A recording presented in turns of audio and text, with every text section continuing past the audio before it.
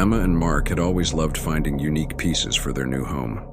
They had a taste for the unusual, the old and the storied, relishing the chance to turn discarded relics into conversation pieces. That was how they found themselves at the estate sale of a reclusive collector who had recently passed away.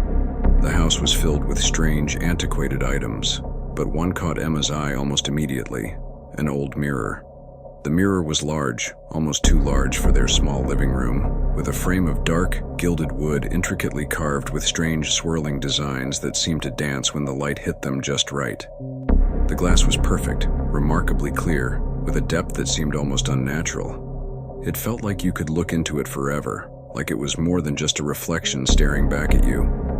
Emma felt drawn to it, compelled in a way she couldn't explain.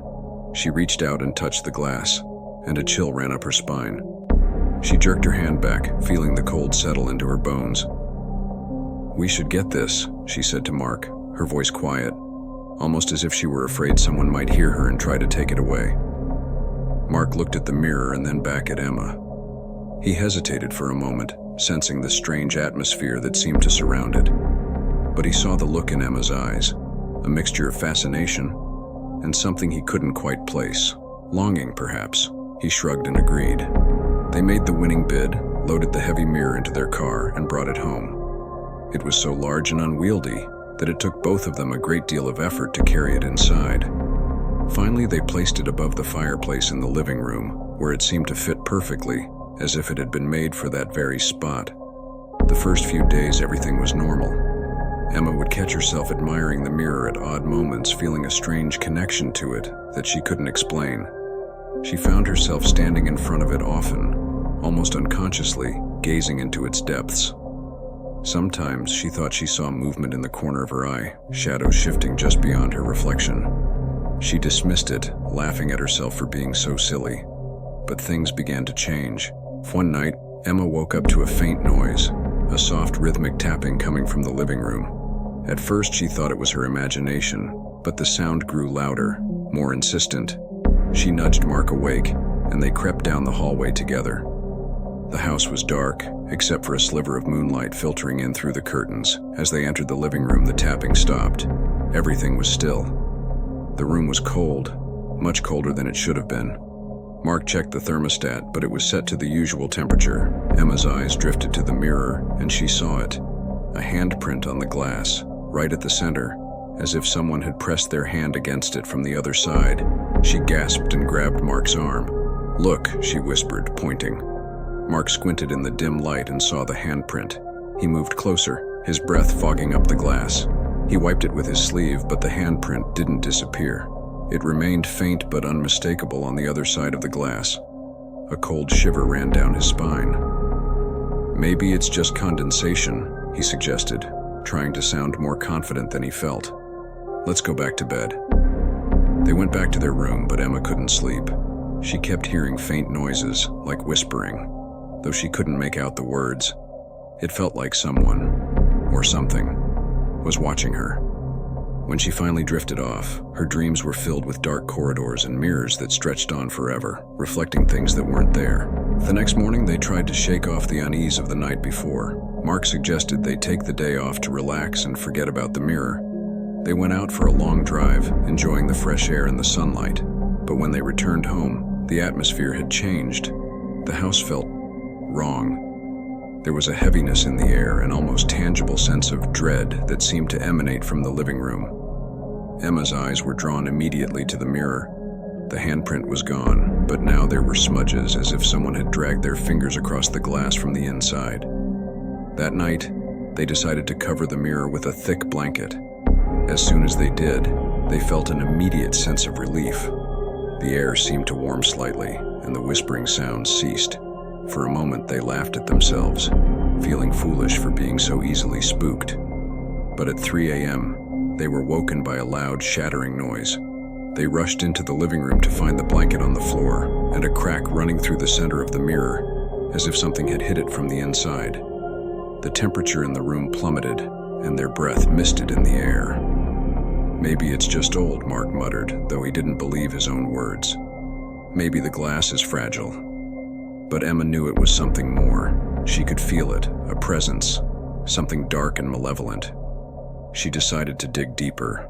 Emma spent the next day at the local library, searching through records of the estate sale, trying to find any mention of the mirror or its previous owner. She found little at first, just a few notes about the collector, a man named Elijah Kane, who was rumored to have a taste for the macabre.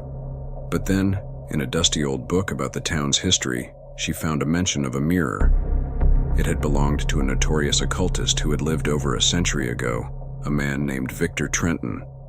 He was said to have dabbled in dark rituals and had vanished under mysterious circumstances.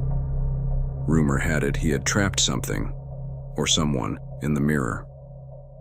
After his disappearance, the mirror changed hands several times, always bringing misfortune to its new owners.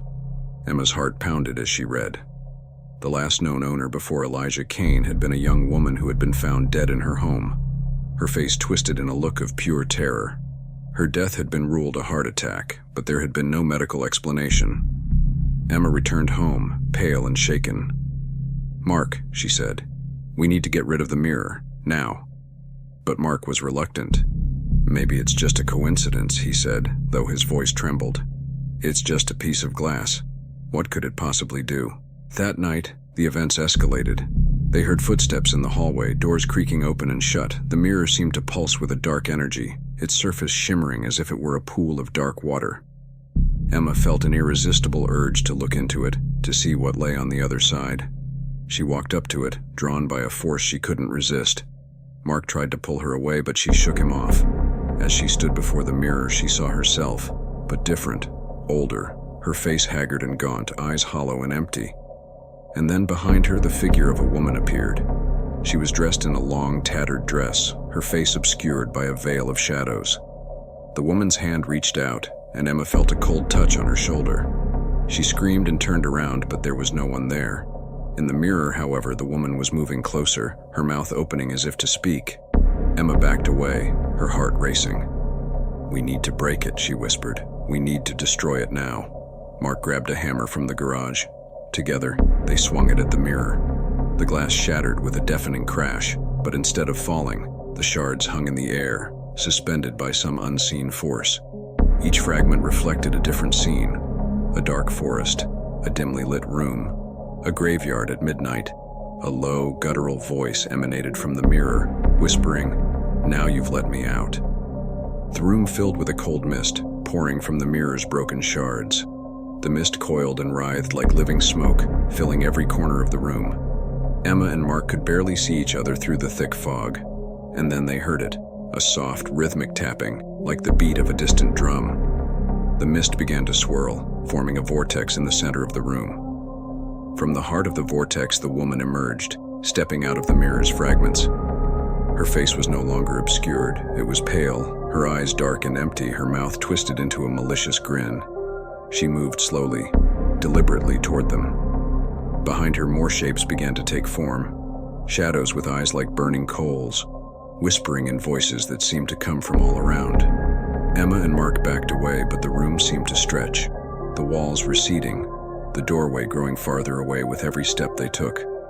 The whispers grew louder, a cacophony of voices overlapping, saying things they couldn't understand but felt deep in their bones.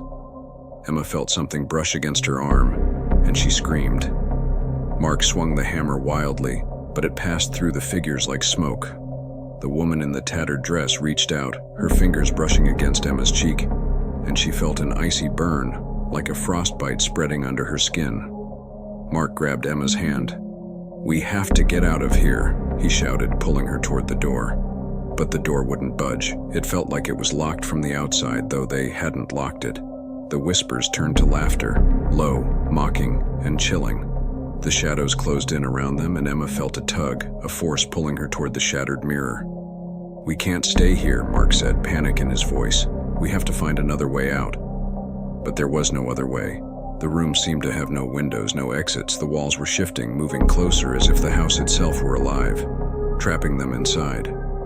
The woman's grin widened, her mouth stretching unnaturally, her eyes boring into them. "You shouldn't have come here," she whispered, her voice like the rustling of dry leaves. "You should have left us alone." Emma felt the cold seep deeper into her bones. She looked at Mark, his face pale with fear. "What do we do?" she whispered. Mark looked around desperately. "We burn it," he said. "The mirror, the house, and all of it. We burn it to the ground." They ran to the kitchen, grabbing every flammable liquid they could find. They doused the mirror, the walls, the floor, everything. Mark lit a match and held it up, his hand shaking. "For us," he whispered. "For us to be free." He dropped the match. The flames caught instantly, roaring to life, spreading quickly across the room. The shadows shrieked, recoiling from the fire. The woman in the dress stared at them, her expression unreadable. Then she began to laugh. A high, eerie sound that filled the room, even as the fire raged around her. The flames reached the mirror, and for a moment, the glass seemed to glow with an intense, blinding light. The mist was sucked back toward the shards, the figures drawn into the vortex. Emma and Mark watched, hoping the fire would consume it, that it would end whatever nightmare they had unleashed. But just as they thought they were safe, the vortex stopped. The flames seemed to bend away from the mirror, as if repelled by an unseen force. The woman's face appeared again, clearer than ever, her eyes burning with a cold, unnatural light. "Thank you," she whispered. "You've set us free." And then, with a deafening roar, the mirror exploded, sending shards of glass flying in every direction. Emma and Mark felt a wave of cold wash over them, a dark, crushing force. They tried to scream, but the sound was swallowed by the shadows. When the fire department arrived, they found the house completely engulfed in flames. The cause of the fire was never determined. No bodies were found, only ashes and a single unbroken shard of the mirror, reflecting the fire's glow. The faint outline of two figures trapped inside, their mouths open in a silent scream.